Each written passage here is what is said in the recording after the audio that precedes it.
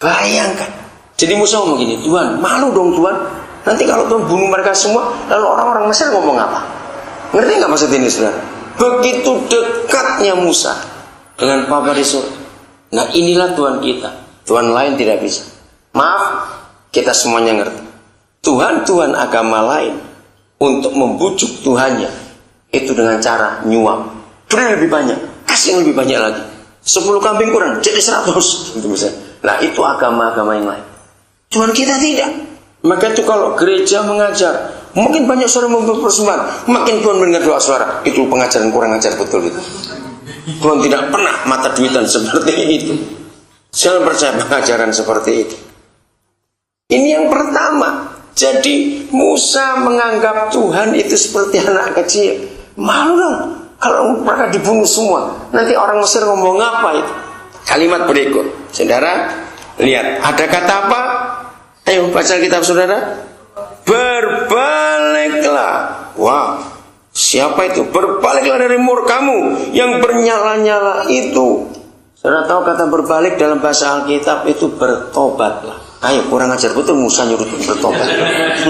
Bertobat Tuhan, bertobat. Kenapa engkau marah seperti itu? Woi saudara, hebat sekali. Coba saya beri ilustrasi. Mungkin ada di antara orang tua kita di Indonesia, begitu dekat pada pejabat, entah wali kota, entah pak gubernur, ya enggak presiden sekalipun. Ya berani kalau pas satu kali pejabat lagi marah-marah luar biasa karena proyeknya ngaco semuanya. Terus orang tua kita bisa tepuk-tepuk, enggak sabar pak, sabar. Musa seperti itu pada Bapa di surga. Bertobat, berbalik ya. Enggak cuma itu saja. Kata berikut apa? Menyesal. Ayo, berani ngomong itu sama Tuhan. Kalau istilah orang-orang Jakarta, nyebut gitu loh, sadar. Seperti itu Musa dengan Tuhannya. Menyesal karena malapetaka yang kau datangkan kepada umat. Mengerikan sekali. Terus, mengapakah orang Mesir akan berkata, maaf, ingatlah kepada Abraham, Ishak dan Israel. Ingatlah, kata ini penting. Berarti Musa nyadarkan Tuhan, jangan pikun ya Tuhan, jangan pikun gitu. Ingat sumpahmu kepada Abraham, Ishak dan Israel. Ingat itu. Hebat sekali Musa itu. Dan hamba-hambamu itu, sebab kepada mereka engkau telah bersumpah demi dirimu sendiri dan berfirman kepada mereka, aku akan membuat keturunanmu sebanyak bintang di langit, dan seluruh negeri yang telah kujanjikan ini akan kuberikan kepada keturunanmu supaya dimilikinya untuk selama-lamanya. Ayo baca sama-sama ayat 14 kalimat pertama. Dan menyesalah Tuhan karena malapetaka yang dirancangkannya atas umat. Jadi siapa mendengarkan siapa ini? Ayo, siapa mendengarkan siapa ini kan hebat sekali. Iya tak? Siapa Tuhan bisa nurutin manusia? Bukan itu masalahnya.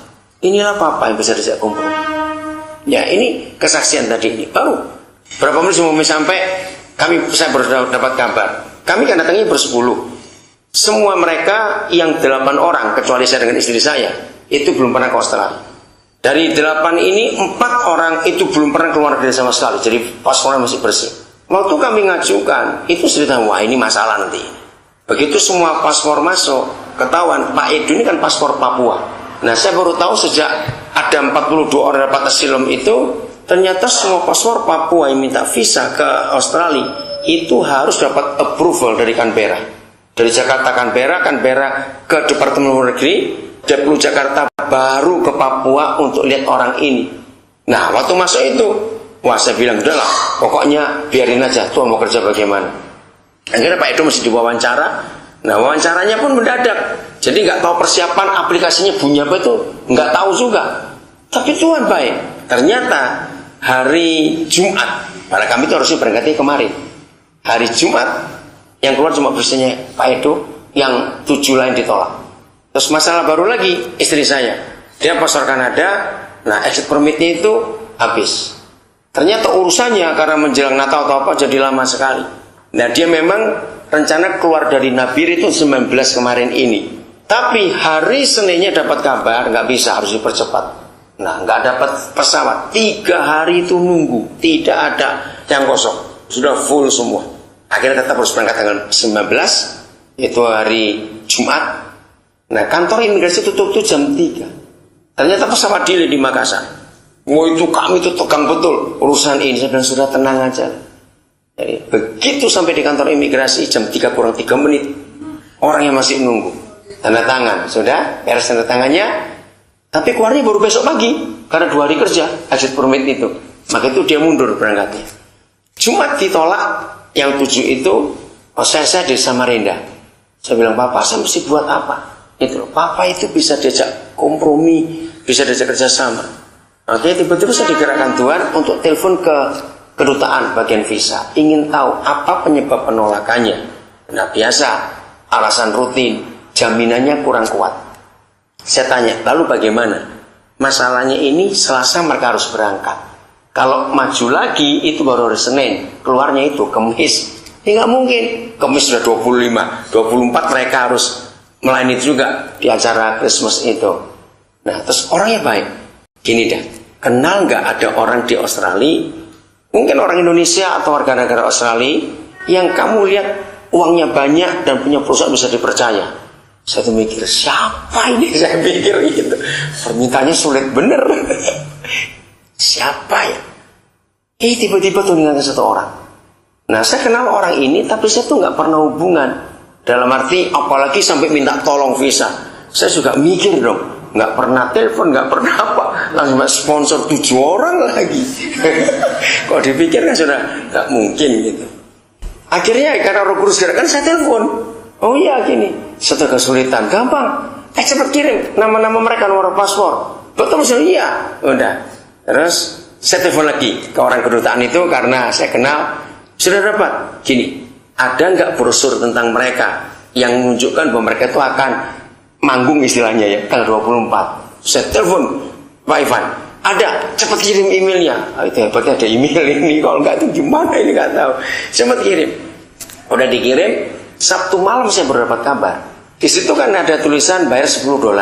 Lah ini kan ditakuti. Wah ini kamu itu kerja di sini gimana? Nah itu, wah gimana ini? Saya telepon lagi, jam berapa telepon untuk malam itu ya? Bisa nggak itu dihapus atau bagaimana?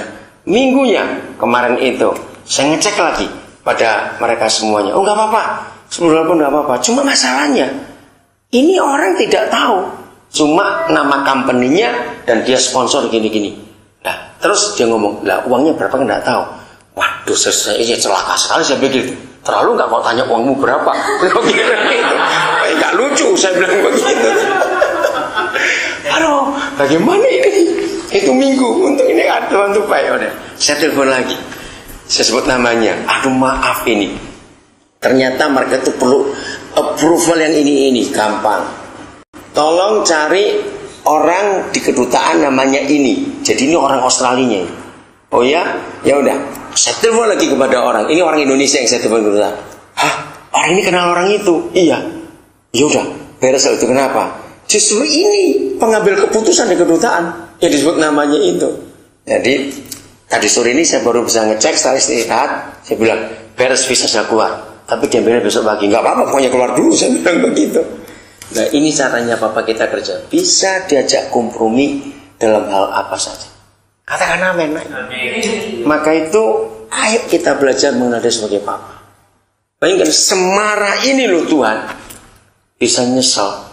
Iya, kenapa aku buat seperti itu? Kenapa aku marah-marah? Ayo, kalau kita pikir ini Tuhan apa-apaan ini? Kok bisa berubah-berubah keputusannya? Nah, dengarkan. Dari Brother Andrew saya belajar. Ada sebuah buku yang judulnya Dan Tuhan Merubah Keputusan. Jadi karakter Tuhan yang kudus, yang adil, yang sempurna, itu nggak bisa diubah. Karakternya. Tapi keputusannya itu bisa diubah. Katakan amin. Kalau kita sebagai anak-anaknya, kita bisa dekat kepada dia dan kita bisa bicara dengan dia, maka itu jangan pernah ragu-ragu untuk kita bergaul dengan dia dan kita mengenali dia. Itu Bapak kita. Satu lagi tentang Musa. Ini perjanjian lama. Betapa hebatnya Musa bisa seperti itu. Saya beri contoh ya. Keluaran 33 ayat yang ke-17. Coba dibaca baik-baik ayat ini. Lalu saya akan tanya saudara dengan satu pertanyaan ini. Dan pertanyaan ini akan buat saudara mengerti. ayat 17, pelan-pelan aja baca.